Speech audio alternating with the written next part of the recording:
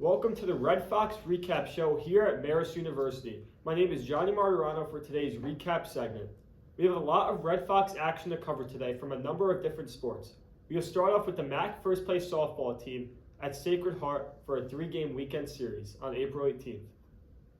Marist on the road at Sacred Heart in the first game of a doubleheader. Head to the bottom of the third. Kylie Myers on the mound for Marist with 2 outs. She gets a strikeout. That was her 3rd strikeout of the inning as she struck out the side.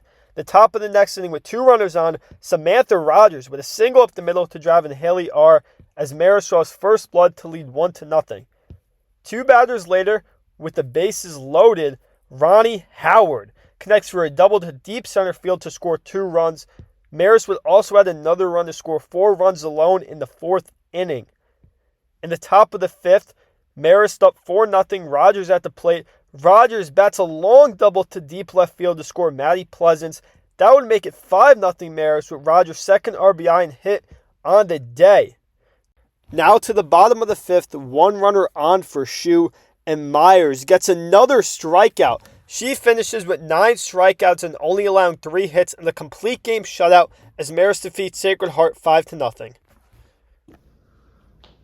Hello everyone, today we're sitting down with Marist softball's newest assistant coach, Alyssa Gerb. After a incredible 4 years playing right here in Poughkeepsie, Alyssa is now taking her mark from the dugout and helping lead the Red Foxes through one of their most dominant seasons yet.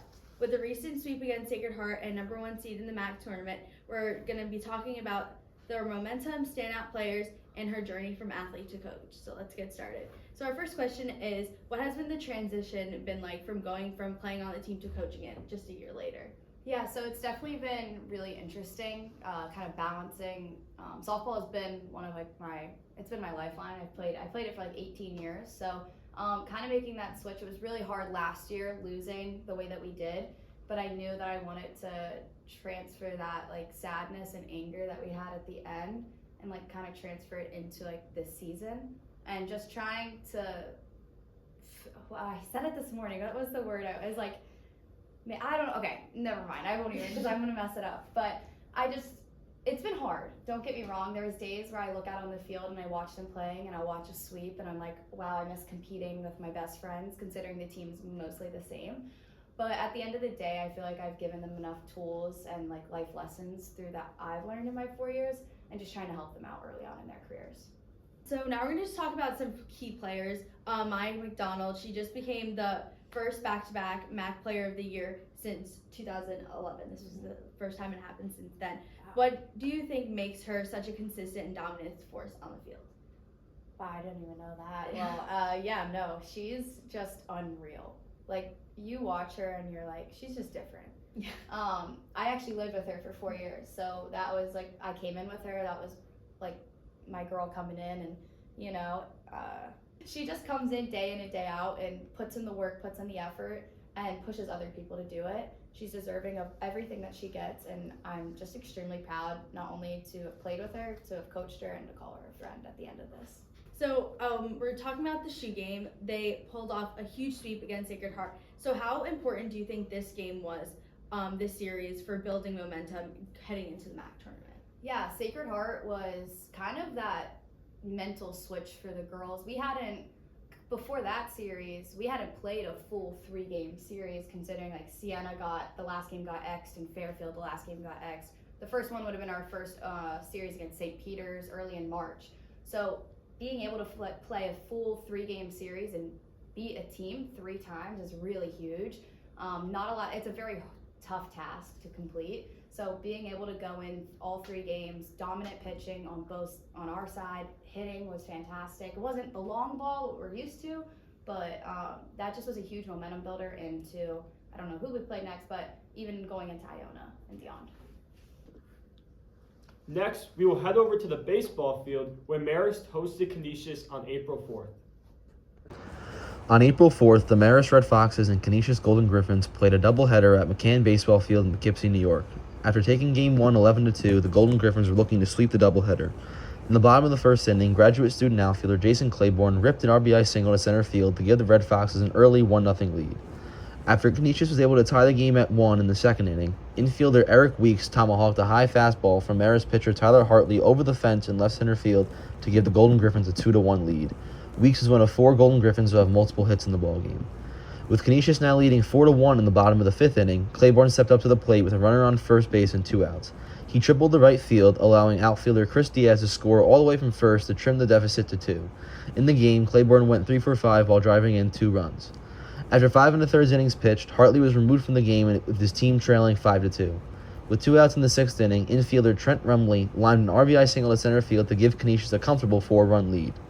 With the Golden Griffins now leading 7-2 in the bottom of the 8th inning, freshman infielder Noel Rivera smacked a no-doubt 2-run homer over the left field fence, cutting Canisius' lead to 3. Rivera was one of 4 Red Foxes with multiple hits in the contest. Down to their final out in the bottom of the 9th inning, with a tying run on deck, infielder Zach Donahue fly out to deep left center field to end the ballgame. With the win, Canisius completes the doubleheader sweep of the Red Foxes.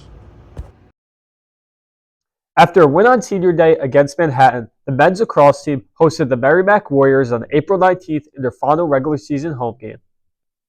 Marist hosts Merrimack in a conference lacrosse matchup. Colin Kruger on Merrimack is a key player. Sean Mullen, who we see a lot of today, 26 points on the season. Start the game off, Joshua Balcarel makes a move and scores for Marist to go up 1-0 with 7 minutes and 18 seconds left in the first quarter. Marist up 1-0, 6 minutes left in the first quarter. Sam Farrell to Stephen Kane. Goal, Marist to take a 2-0 lead. A beautiful pass here. Marist up 2-0 with 4 minutes left in the first quarter. Brady Dolan has it. Goes around the defender and goal, as he is ecstatic to take a 3-0 lead against this Merrimack squad. Later in the game, 10 minutes left in the second quarter, Peter Murray with the spin move to Jake Deasy. Golasso. Marist takes a 7-1 lead. Third quarter, Marist up 10-3. Aiden Lorendu scores to make it 10-4. This will be his 20th of the season. Fourth quarter, Marist has pulled away by now. It is 14-7. Sean Mullen makes it 15-7 to complete his hat trick. Our player of the game scores 3 goals in a blowout win by Marist. Marist looking to host a playoff game with this win or even get a first-round bye for the MAC championships. Today we're here with junior midfielder Drew Anderson, one of the key contributors to the win.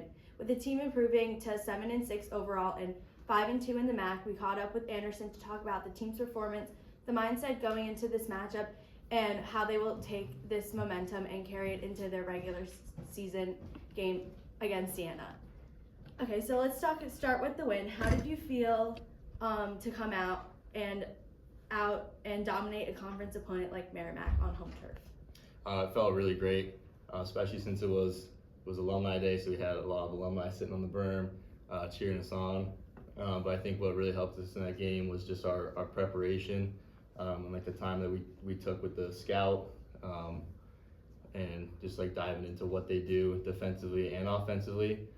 And then also we had a great week of practice, so that just kind of helped us prepare for the game. And like one thing we always talk about is how if you prepare like madmen, then it leaves no doubt. So when we go and play, we know exactly what we're supposed to do, and that's all we need to do is execute, and we were able to execute. So the team now is 5-2 in the MAC. How confident are you guys, you and your squad, heading into the postseason? Very confident. So we had a tough loss to Siena to end off the regular season. So when we got back to practice the next day, we just talked about, we didn't play Marist lacrosse. So the practices leading up to playoffs were super important for us.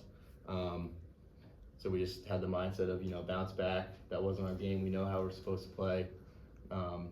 And so it really helped with our mindset and just kind of allowed us to just focus on us because we know we're a good team. And all we need to do is execute. Yep. That'll be all for today. Thank you for joining us on today's episode of the Red Fox Recap Show.